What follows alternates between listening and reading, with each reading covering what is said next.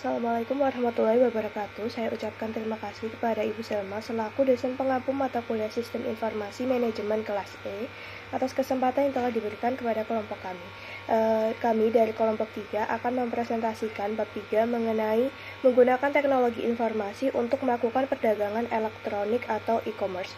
Sebelum mulai memaparkan, izinkan saya untuk memperkenalkan anggota dari kelompok 3.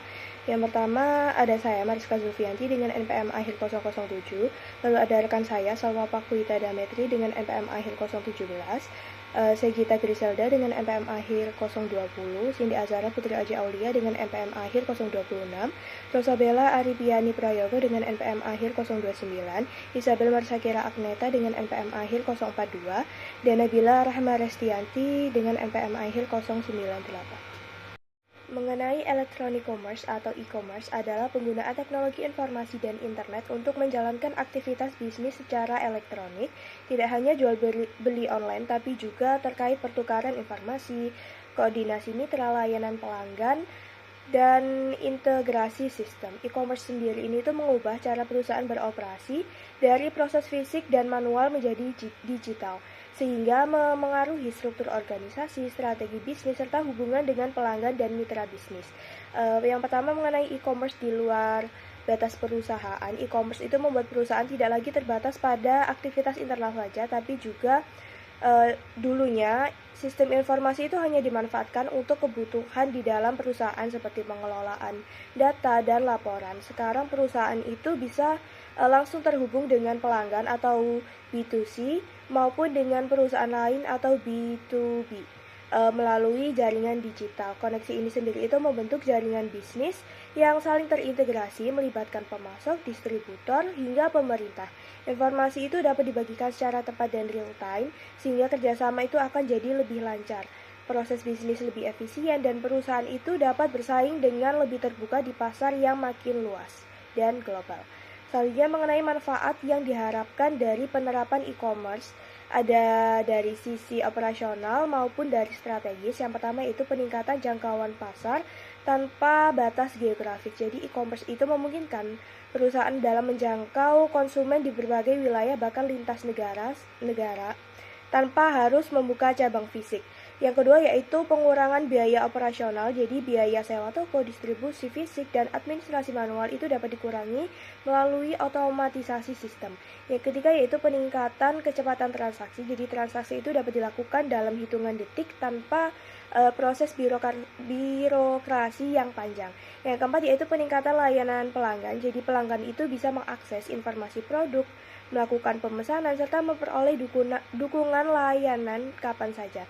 Yang terakhir yaitu akses informasi yang lebih cepat dan akurat. Jadi data itu akan tersimpan secara digital sehingga mudah untuk dianalisis dalam pengambilan keputusan. Walaupun menawarkan banyak manfaat, e-commerce sendiri itu menghadapi beberapa kendala. Yang pertama yaitu biaya pengembangan dan pemeliharaan sistem. Pembuatan platform digital itu memerlukan investasi teknologi, keamanan, serta tenaga ahli. Yang kedua yaitu isu keamanan dan privasi data.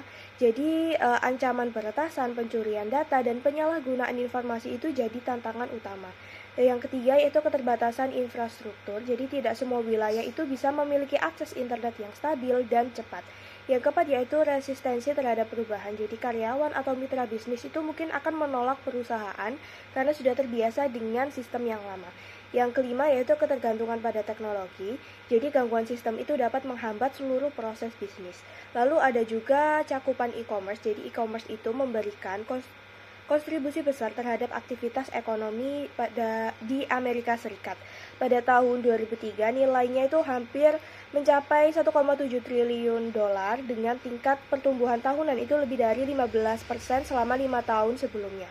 Meskipun pertumbuhan tersebut itu diperkirakan akan membuat tren peningkatan tetap berlanjut, sebagian besar aktivitas e-commerce itu didominasi oleh business to business atau B2B sebesar 94%, sedangkan business to customer atau B2C itu hanya sekitar 6%. Di sektor manufaktur itu lebih dari 21% penjualan berasal dari e-commerce. Lalu pada sektor grosirnya yaitu 17% penjualan. Lalu untuk sektor retail itu persentasenya hanya sekitar 2%, namun karena nilai total penjualan retail itu sangat besar, maka B2C itu tetap menyumbangkan lebih dari 69 miliar dolar pada tahun 2004-nya. Baik, selanjutnya kita akan menjelaskan tentang alur menuju e-commerce, di mana implementasi e-commerce bukanlah keputusan yang diambil secara spontan, melainkan hasil dari pertimbangan manajerial yang matang.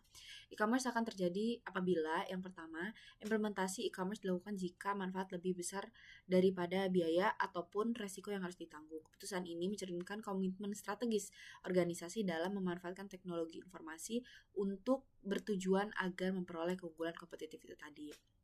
Nah, lalu penerapan e-commerce itu dipahami sebagai tugas yang kompleks dan menuntut kesiapan organisasi secara menyeluruh. Oleh karena itu, perusahaan harus menyusun bisnis plan yang jelas sebagai bentuk komitmen terhadap penggunaan e-commerce. Rencana bisnis tersebut menjadi landasan dalam mengarahkan proses implementasi agar selaras dengan tujuan organisasi. Biasanya tahap awal dalam perjalanan menuju e-commerce ialah mengumpulkan business intelligence. Nah, business intelligence apa sih? Business intelligence atau BI itu tidak dibolehkan untuk e-commerce diputuskan tanpa pengetahuan yang memadai, di mana suatu perusahaan itu dituntut untuk memiliki dan memahami hubungan dengan pelanggan, pesaing, pemasok, serta entitas eksternal lainnya.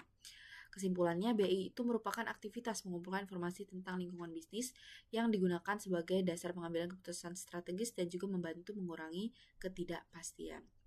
Biasanya BI ini memungkinkan perusahaan untuk mengidentifikasi peluang pasar, memahami posisi kompetitif, menganalisis tren industri, dan juga mengurangi ketidakpastian dalam pengambilan keputusan tadi. Selanjutnya kita akan membahas terkait dengan external databases dan juga search engines, di mana external databases ini merupakan sumber utama untuk memperoleh suatu business intelligence. Perusahaan itu tidak perlu mengumpulkan semua data ini sendiri karena ada external databases. Biasanya ini tersedia sebagai satu database komersial yang menyediakan informasi atas analisis industri, laporan keuangan, data pasar, informasi perusahaan termasuk alamat produk, merek, eksekutif, dan jumlah karyawan. Nah, biasanya database pemerintah juga menyediakan seperti statistik ekonomi, data industri, informasi publik perusahaan.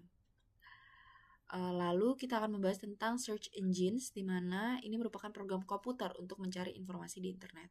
Biasanya ini menggunakan kata kunci atau keywords dan menelusuri isi situs web dan menampilkan hasil yang relevan. Ini biasanya digunakan untuk menemukan pesaing, mencari vendor ataupun pemasok, serta mengakses informasi spesifik terhadap suatu perusahaan ataupun suatu kebutuhan. Umumnya ini memiliki fitur pencarian sederhana dan lanjutan seperti Google ya teman-teman, dan umumnya digunakan tanpa biaya serta mempermudah dan mempercepat pengumpulan informasi, di mana ini seperti salah satu sistem yang bisa kita gunakan untuk mencari informasi yang kita butuhkan. Nah, dalam konteks bisnis dan e-commerce, search engine ini dapat memiliki beberapa fungsi seperti mengidentifikasi pesaing dan pemasok tadi, mengakses informasi yang spesifik lebih cepat dan menghemat waktu, serta biaya pencarian informasi. Nah, fitur pencariannya ini terkhususnya di advanced search yang memungkinkan kombinasi kata kunci untuk memperoleh kata yang lebih spesifik. Kesimpulannya, search engine ini bisa menjadi alat yang sangat efektif untuk mengumpulkan business intelligence. Baik, di sini saya akan menjelaskan terkait dengan strategi e-commerce dan sistem antar organisasi. Yang pertama, sistem antar organisasi adalah sistem yang menghubungkan dua atau lebih organisasi secara elektronik. Dan sistem ini memungkinkan perusahaan dan mitra bisnisnya melakukan transaksi serta pertukaran data secara cepat dan terintegrasi dalam kegiatan e-commerce. Jadi, bukan hanya satu perusahaan saja yang menggunakan sistem, melainkan beberapa perusahaan yang saling bekerja sama. Nah, selanjutnya kita masuk ke manfaat iOS. Manfaat utama iOS adalah meningkatkan efisiensi komparatif, di mana yang terdiri dari dua hal. Hal yang pertama, efisiensi internal, yang artinya proses di dalam perusahaan itu akan menjadi lebih cepat dan lebih akurat karena data diproses secara otomatis. Nah, yang kedua, efisiensi antar organisasi, yaitu koordinasi dengan mitra bisnis menjadi lebih baik karena data bisa dibagikan secara langsung dan real time. Nah, selain itu, iOS juga meningkatkan bargaining power atau daya tawar perusahaan. Nah, hal ini bisa terjadi karena perusahaan itu bisa memberikan layanan yang lebih unggul untuk menurunkan biaya pencarian informasi bagi pelanggan atau mitra. Nah, serta bisa meningkatkan switch cost, yaitu membuat pelanggan atau mitra itu lebih sulit berpindah ke pesaing karena sudah terintegrasi dalam sistem. Kemudian, salah satu bentuk implementasi dari iOS adalah EDI atau Electronic Data Interchange, di mana EDI merupakan pertukaran data antar komputer secara langsung dengan format yang sudah terstruktur. Nah, sistem ini itu digunakan untuk transaksi B2B atau business to business dengan EDI. Nah, dengan adanya EDI ini, perusahaan bisa mengurangi kesalahan input dan menekankan biaya operasional karena tidak perlu lagi melakukan input data secara manual. Nah, jadi bisa disimpulkan bahwa iOS dan EDI ini menjadi strategi yang sangat penting dalam e-commerce karena bisa mampu meningkatkan efisiensi, memperkuat hubungan dengan mitra bisnis, dan meningkatkan daya saing perusahaan. Selanjutnya, saya akan menjelaskan mengenai iOS dan faktor adopsinya. Nah, jadi Interorganizational System atau iOS ini adalah sistem yang menghubungkan perusahaan dengan mitra bisnis untuk pertukaran data secara elektronik. Contohnya seperti EDI dan extranet. Nah, iOS ini itu meningkatkan kecepatan, efisiensi, dan akurasi transaksi bisnis. Nah, jadi perusahaan mengadopsi iOS itu secara proaktif, yaitu inisiatif sendiri, dan reaktif, yaitu karena tekanan pesaing atau perusahaan besar. Nah, selanjutnya ada faktor yang mempengaruhi adopsi. Yang pertama itu ada tekanan persaingan, lalu ada kekuatan perusahaan yang dominan, lalu ada kebutuhan internal dan dukungan manajemen. Nah, manfaatnya sendiri yaitu untuk mengurangi kesalahan dan biaya, lalu meningkatkan efisiensi dan meningkatkan daya saing dan layanan pelanggan. Nah, jadi iOS itu sistem yang menghubungkan perusahaan dengan perusahaan lain supaya pertukaran data itu jadi lebih cepat dan tidak lagi manual. Nah, contohnya yaitu tadi ada EDI dan extranet. Nah, dengan sistem ini, perusahaan itu bisa mengurangi kesalahan input data dan menekan biaya operasional. Nah, perusahaan itu biasanya mengadopsi iOS karena dua alasan. Nah, bisa jadi karena inisiatif itu sendiri dan proaktif itu tadi, dan atau karena tekanan dari pesaing atau perusahaan besar yaitu reaktif. Nah, biasanya perusahaan besar itu punya kekuatan untuk mendorong mitranya ikut menggunakan sistem tersebut. Jadi intinya iOS itu bukan cuma soal teknologi, tetapi juga soal strategi bisnis untuk meningkatkan efisiensi dan daya saing. Nah, selanjutnya saya akan menjelaskan mengenai strategi B2C dalam e-commerce. Nah, walaupun B2B itu lebih besar nilainya, namun B2C itu penting karena meningkatnya kepercayaan dan penggunaan internet oleh konsumen. Nah, jenis produk dalam B2C sendiri itu yang pertama ada produk digital, yang kedua itu bisa langsung diunduh dan digunakan. Contohnya seperti lagu, software, dan layanan online. Yang ketiga ada cepat dan tanpa pengiriman fisik. Lalu yang keempat ada produk fisik, yang kelima ada harus dikirim ke konsumen seperti pakaian ataupun elektronik. Nah, selanjutnya ada membutuhkan proses logistik. Nah, jadi untuk B2C ini itu walaupun nilainya lebih kecil daripada B2B, perannya itu tetap penting karena sekarang itu banyak konsumen yang belanja online. Nah, ada dua jenis produk dalam e-commerce.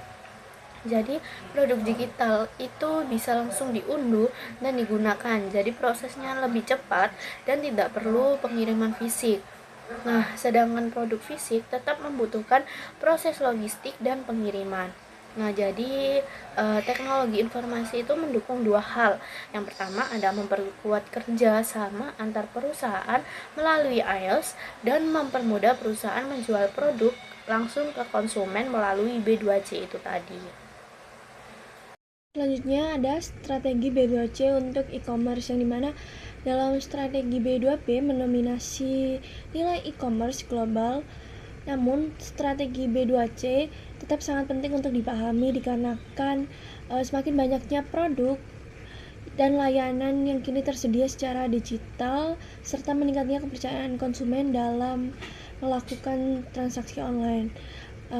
Dalam perkembangan teknologi internet yang semakin cepat membuat distribusi produk digital menjadi lebih mudah dan praktis. Selain itu juga kekhawatiran konsumen terhadap pencurian data seperti informasi kartu kredit kini semakin berkurang karena sistem keamanan transaksi online yang semakin membaik. Kondisi ini mendorong adanya pertumbuhan aktivitas B2C secara signifikan. Dalam transaksi B2C terdapat jenis produk utama yakni produk digital dan fisik, di mana yang pertama produk digital adalah produk yang dapat dikirim langsung melalui internet dan dapat langsung digunakan setelah diunduh, contohnya seperti musik, film, software, dan berbagai layanan online. Keunggulan dari produk digital ini sendiri tidak memerlukan proses pengiriman fisik sehingga lebih cepat dan efisien. Namun konsumen tetap menanggung biaya perangkat seperti koneksi internet serta media penyimpanan. Sementara pada produk fisik ini tidak dapat dikonsumsi langsung melalui internet dan harus dikirimkan kepada konsumen. Oleh karena itu terdapatnya sistem logistik dan pengiriman yang menjadi faktor penting dalam strategi B2C. Dalam kecepatan pengiriman, biaya kirim serta adanya sistem pelacak atau tracking sangat mempengaruhi kepuasan pelanggan dalam kepercayaan terhadap penjual. Selain itu juga strategi B2C dapat berbentuk virtual dan hybrid sales, yang dimana virtual sales merupakan penjualan yang dilakukan sepenuhnya secara online tanpa adanya toko fisik. Sedangkan pada hybrid sales adalah kombinasi antara toko fisik dan online, sehingga kedua strategi ini harus mampu memberikan informasi yang jelas, memproses pembayaran dengan aman, serta memastikan produk sampai kepada pelanggan. Tantangan utama dalam B2C sendiri ini khususnya pada penjualan virtual, dikarenakan dalam penjualan virtual memberikan informasi produk yang cukup tanpa membuat konsumen merasa kewalahan, dan penyajian gambar dan informasi harus efektif agar tidak memperlambat akses website dan tetap memberikan pengalaman belanja yang nyaman. Selanjutnya ada strategi B2C untuk e-commerce, di mana yang pertama itu pentingnya kecepatan dan kemudahan akses, di mana website ini harus cepat diakses, lalu tidak loading, navigasi sederhana dan mudah dipahami, lalu tersedia fitur pencarian produk, dan semakin cepat konsumen menemukan produk, semakin besar juga peluang untuk membeli.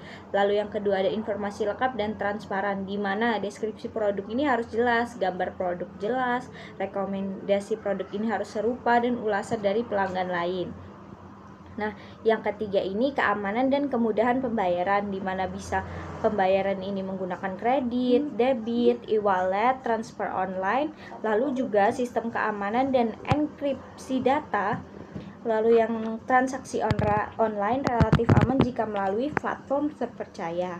Yang keempat atau yang terakhir ada virtual and hybrid sales, di mana virtual sales ini berarti tanpa toko fisik yang 100% online. Lalu yang hybrid sales atau brick and click ini tuh kombinasi toko fisik dan juga online. Nah, keuntungannya ini mengurangi biaya operasional, mengurangi persediaan di toko, lalu memberikan kenyamanan belanja dari rumah. Selanjutnya, perusahaan elektronik atau electronic governance, di mana pemerintah ini juga mendapatkan e-commerce untuk meningkatkan pendapatan dan pelayanan publik. Contohnya, Polk County di Florida menggunakan sistem online untuk melelang sertifikat pajak properti yang belum dibayar. Nah, dalam sistem ini, pihak lain ini dapat membayar pajak yang tertunggak dan nantinya menerima kembali uang tersebut dari pemilik properti beserta bunga. Lalu ada juga penggunaan lelang online. Ini tuh berhasil meningkatkan partisipasi masyarakat dan pendapatan pemerintah. Nah, pada tahun 2005, lebih dari 15.000 sertifikat pajak berhasil dilelang dan menghasilkan lebih dari 12 juta dolar. Nah, hal ini tuh menunjukkan bahwa e-commerce juga memberikan manfaat besar bagi sektor pemerintah, tidak hanya perusahaan bisnis. Langkah selanjutnya dalam e-commerce yaitu perdagangan mobile atau mobile commerce atau m-commerce, di mana perkembangan e-commerce ini tidak hanya bergantung pada jenis produk, tapi juga pada teknologi yang digunakan. Nah, saat ini banyak konsumen lebih nyaman menggunakan ponsel dibanding komputer. Nah, hal ini tuh mendorong munculnya mobile commerce, yaitu kegiatan transaksi online yang menggunakan ponsel atau perangkat mobile melalui jaringan nirkabel. Nah, ini tuh juga digunakan untuk berbagai layanan seperti informasi berita, transaksi keuangan, mobile banking, pembelian tiket, hingga pembayaran parkir dan makanan cepat saji. Nah, Jepang ini menjadi salah satu negara yang paling maju dalam m-commerce karena hampir seluruh masyarakatnya menggunakan ponsel untuk transaksi keuangan. Nah, perkembangan ini tuh menunjukkan bahwa masa depan e-commerce akan semakin terhubung dengan teknologi mobile. Selanjutnya saya akan menjelaskan nirkabel kelas bisnis di mana saja, di mana hotspot nirkabel lebih sesuai untuk kebutuhan pribadi, tetapi kurang ideal bagi kalangan profesional karena jangkauannya terbatas, sekitar 100 meter, serta masih bergantung pada sambungan kabel. Sebaliknya, layanan broadband seluler seperti yang disediakan oleh Verizon memungkinkan pengguna terhubung ke internet hampir di seluruh wilayah metropolitan dengan kecepatan sekitar 400 sampai 700 kbps. Walaupun pada beberapa lokasi tertentu kecepatannya bisa lebih rendah dibandingkan hotspot di Starbucks. Layanan ini mengharuskan pengguna membeli kartu seluler khusus dan membayar biaya berlangganan bulanan yang relatif lebih mahal, namun memberikan fleksibilitas karena dapat diakses tanpa bergantung pada satu lokasi tetap. Selanjutnya yaitu menggunakan internet, di mana e-commerce tidak akan mungkin terjadi tanpa jaringan untuk menghubungkan pelanggan dengan organisasi. Asal mula internet dapat ditelusuri ke tahun 1969 ketika pemerintah Amerika Serikat membentuk jaringan bernama ARPANET. Upaya yang dimulai pada tahun 1989 menghasilkan apa yang sekarang dikenal sebagai World Wide Web. ARPANET menunjukkan bahwa seseorang dapat meminta dan menerima data melalui jaringan kompleks yang mencakup banyak komputer dan koneksi jaringan.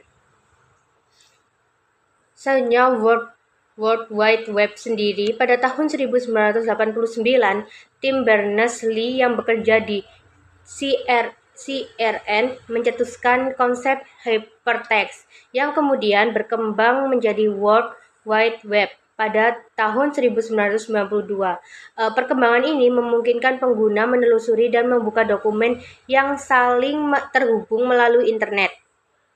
Internet berperan sebagai jaringan komputer berskala global, sedangkan web merupakan sistem yang digunakan untuk menyimpan serta menampilkan berbagai jenis informasi seperti teks, gambar, audio, dan video dengan bantuan browser dan protokol seperti HTTP. Beberapa istilah yang sering digunakan dalam WWW antara lain yaitu website, webpack, hoppack, browser, URL, protokol, domain name, path, serta hypertext link.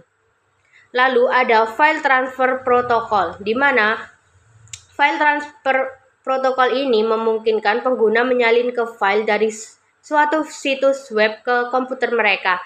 Banyak situs FTP hanya menyediakan transfer satu arah dan sering digunakan perusahaan untuk membagikan informasi seperti produk, pembaruan perangkat, dan siaran pers. Untuk menjaga keamanan dan kinerja, data sensitif tidak disimpan di situs luar lokasi sehingga lalu lintas internet yang tinggi tidak mengganggu sistem utama perusahaan.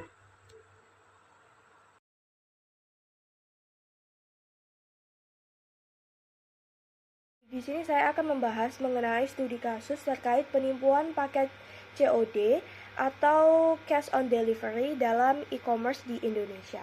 Metode Cash on Delivery atau COD itu masih menjadi salah satu metode pembayaran yang paling banyak digunakan dalam e-commerce di Indonesia karena dianggap lebih aman dan memberi rasa kontrol kepada pembeli sebab pembayarannya sendiri kan dilakukan setelah barang itu diterima. Bahkan pada periode tertentu itu disebutkan pada suatu sumber bahwa lebih dari 90% transaksi online itu masih menggunakan sistem COD, terutama di kalangan konsumen yang belum memiliki akses perbankan atau belum sepenuhnya percaya pada pembayaran digital. Platform seperti Shopee, Tokopedia, dan Lazada itu tetap menyediakan opsi ini untuk menjangkau pasar yang lebih luas, terutama saat promo besar seperti Harbolnas ketika menggunakan COD yang meningkatkan signifikan. Namun tingginya penggunaan tersebut kan juga diiringi dengan meningkatnya kasus penipuan seperti pengiriman paket yang tidak pernah dipesan oleh penerima. Jadi banyak konsumen itu tetap membayar karena bingung atau merasa sungkan kepada kurirnya, yang menunjukkan adanya celah dalam sistem verifikasi sebelum barang itu dikirim. Kondisi ini sendiri itu tidak hanya merugikan pembeli, tetapi juga berdampak pada penjual yang menanggung biaya pengiriman sia-sia serta pihak logistik yang menghadapi komplain dan sengketa. Baik, dalam studi kasus ini terdapat beberapa permasalahan yang dihadapi, di mana ini merupakan permasalahan nyata yang sering terjadi di lapangan, antara lain seperti penerima dibebani membayar paket yang tidak pernah dipesan, atau ini seperti pesanan fiktif, namun yang menipu itu dari pihak yang mengirimnya. Selanjutnya yaitu order fiktif muncul dari data pelanggan yang bocor atau disalahgunakan, atau biasanya ini karena ada penemuan untuk data-data seperti alamat, nomor telepon, ataupun hingga pemilik nama tersebut atau rumah tersebut yang ditipu oleh orang yang kurang bertanggung jawab. Selanjutnya yaitu penjualan dan kurir ikut menanggung resiko karena pengiriman dilakukan sebelum pembayaran diterima. Ini seperti konsep COD ya teman-teman. Nah, kasus penipuan seperti ini sudah banyak dilaporkan oleh konsumen dan menjadi perhatian publik karena merusak kepercayaan dalam transaksi digital. Pada bagian ini kita akan membahas terkait dengan penyebab masalah penipuan paket COD. Nah, yang pertama itu ada kebocoran penyalahgunaan pada pelanggan, di mana ini menjadi faktor yang sangat krusial, di mana data seperti nama, alamat, dan nomor kontak yang seharusnya sifatnya itu pribadi bisa dimanfaatkan oleh pihak yang tidak bertanggung jawab untuk membuat pesan fiktif. Nah, karena data yang digunakan itu tempatnya tidak tampak valid, jadi